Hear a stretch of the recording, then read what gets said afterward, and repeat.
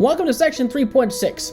I've never met a business that did not need some form of credit, whether it was credit cards or line of credit, to allow it to continue operating, to grow, to expand without tying up operational cash. So I know you haven't even started your business, or maybe your business is still new and is still getting its feet wet. Now's the time to plan for business credit. Let's talk about that in this session.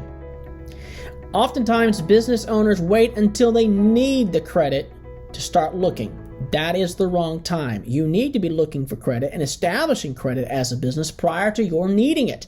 Matter of fact, this early on in the startup of a business, after they have established their name, they've gotten the EIN number, they've gotten the foundational documents laid in place, they've got a bank account, and they've got some payment processes in place where clients can pay them.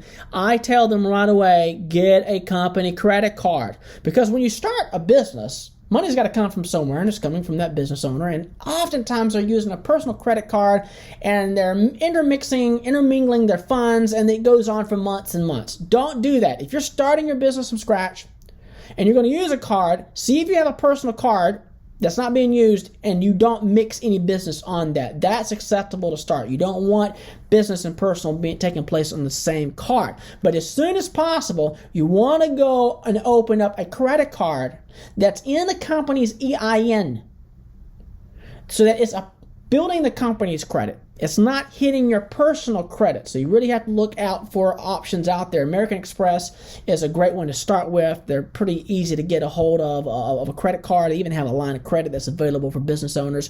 And it doesn't hit your personal credit report. And you want to start now. Start small. Maybe you have a local bank that you have a business with. Sometimes those locally owned banks are very open and to small business owners. They're much more user-friendly. Even if you open up one with just $500 credit limit, maybe $1,000, you're not going to go in there and get a $25,000 credit limit if you're starting out. That's not how this works. But what you do is that you open up with whatever you can get, and you use it regularly. You pay it off regularly before that interest accrues, and be smart about the type of credit card you get, specifically with using points. My wife and I have used points for several years in our personal life strategically to stay at really, really swanky hotels, even get first-class tickets, without having to pay all that cost up front. Additionally, let's say you're in an office and you need computers. I'll give you an example. Best Buy has a credit card that you can get. You can get it as a business account. And you can make purchases without having to pay interest, sometimes 6 months, sometimes up to 2 years. What a wonderful asset to have as a credit card when you know you got to buy a new computer or multiple computers for several $1,000s. What if you don't have to pay all that cash up front? What if you can get it in basically layaway payments, but you get the product right away without having to pay the interest? So look for those options. I know I've used one in my personal life for Best Buy. We had the wash machine went out, the dryer went out, the dishwasher went out, and I had the Best Buy card in my personal name that I used for my personal life, and I could go and get those appliances from Best Buy without having to spend all the money right away. Now, granted, this only works if you're disciplined. If you have a spending problem, a spending addiction, you need to skip all this and you need to go straight to envelopes and have cash going into envelopes, right? But this is if you're smart.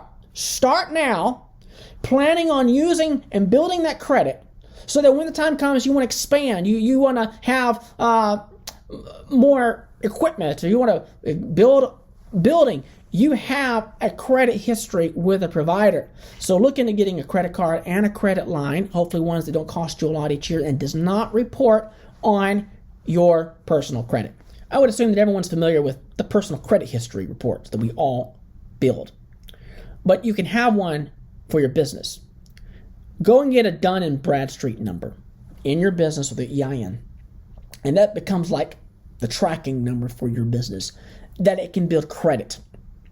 So that later on, let's say you want to get a big loan to build a building. Let's say your business is growing. Well, you're going to need a credit history. You're not just going to walk off the street and get $1 million business loan to build a building unless you've built that. So start now, be strategic about it, and check it regularly. And here's the deal. Even if you're just using a credit card, every 6 months or so, gradually request the limit increase. I know what it's like to have a small business, and there's thousands of dollars of credit line availability. I don't use it. Matter of fact, I have a small business on the side now. In addition to this one, it's got thousands of dollars worth of credit available. I ain't using it that much. I use it every once in a while to keep it active, but it's there in case I want it, particularly if you are an LLC, you're a sole proprietor. There's a lot of wiggle room there. There's flexibility in being able to take out loans and run it through the business if done tactfully, carefully, making sure things are legal. But start early on and build your credit for your company.